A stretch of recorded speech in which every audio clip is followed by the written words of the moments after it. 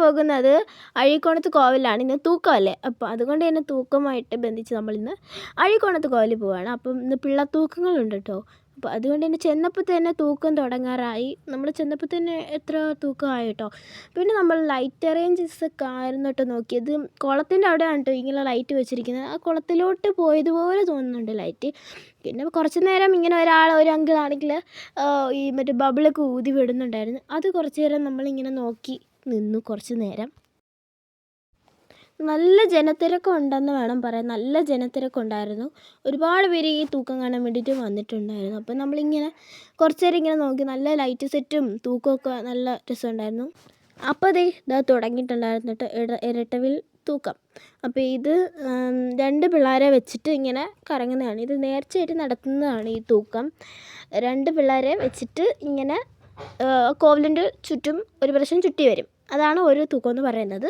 അങ്ങനെ ചുറ്റി വരുമ്പോൾ തന്നെ നമുക്ക് കാണാനുള്ള ആകാംക്ഷയൊക്കെ കൂടി വരും. അപ്പോൾ നമ്മളിങ്ങനെ നോക്കും. 2 പിള്ളേരെ വെച്ച് ഇങ്ങനെ ചുറ്റുന്നതാണ്. പിന്നെ അന്നിങ്ങനെ നിർത്തുകയും ചെയ്യും. അപ്പോൾ തന്നെ ഇത് നേർച്ചയായിട്ടാണ് നടത്തുന്നത്. അതാണ് ഇങ്ങനെ വന്നിരിക്കുന്നത്. അത് കഴിഞ്ഞിട്ട് നമ്മൾ നേരെ പോയത് ഐസ്ക്രീം മേള ഉണ്ടായിരുന്നു കേട്ടോ. അവിടെ ഐസ്ക്രീം പാർലറിൽ ഐസ്ക്രീം മേള ഉണ്ടായിരുന്നു. 5 ഷെയ്ഡ് 30 രൂപയ്ക്കായിരുന്നു. അങ്ങനെ ഞങ്ങൾ 2 മേടിച്ചു. പിന്നെ ഫാൻസി ഷോപ്പും ഈ കളിപ്പാട്ട കടയൊക്കെ ഉണ്ടായിരുന്നു. അവിടെ നമ്മൾ മേടിക്കേണ്ട ആവശ്യമില്ല. നമ്മൾ പിന്നെ കുറച്ചൊക്കെ മേടിച്ചു. വലിയ സാധനങ്ങളൊന്നും മേടിച്ചിട്ടില്ലായിരുന്നു.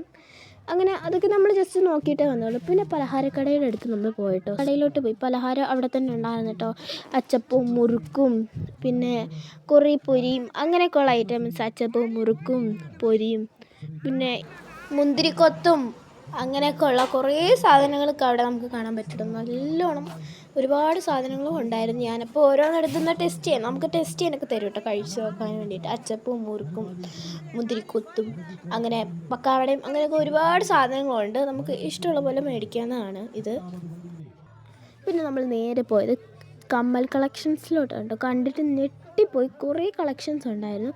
ഇതെല്ലാം ഒറ്റയടിക്ക് മേടിക്കണം തന്നെ ഉണ്ട്. 4th കുത്തിയർക്കും 3rd കുത്തിയർക്കും ഒക്കെ സൂപ്പറായിരിക്കും കേട്ടോ ഇതിടാം. പിന്നെ കുറേ കളിപ്പാട്ടങ്ങളൊക്കെ ഉണ്ടായിരുന്നു.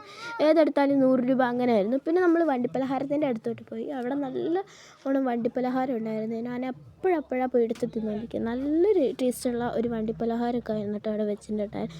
അവരുണ്ടാക്കുന്നത് നമുക്ക് കാണാൻ പറ്റും. ഇവിടെ ഉണ്ടാക്കി എടുക്കുന്നുണ്ട്.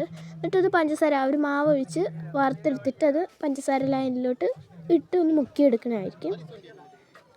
അങ്ങനെ പോയപ്പോൾ നല്ല രസമുണ്ടായിരുന്നു. പിന്നെ ലഡു ഒക്കെ മേടിച്ചു. ലഡുവും പൊരിയും അങ്ങനെയൊക്കെ മേടിച്ചിട്ടുണ്ടായിരുന്നു. അപ്പോൾ നല്ല ടേസ്റ്റ് ഉണ്ടായിരുന്നു കേട്ടോ. നമുക്ക് ടെസ്റ്റ് ചെയ്യാനൊക്കെ തരും കേട്ടോ.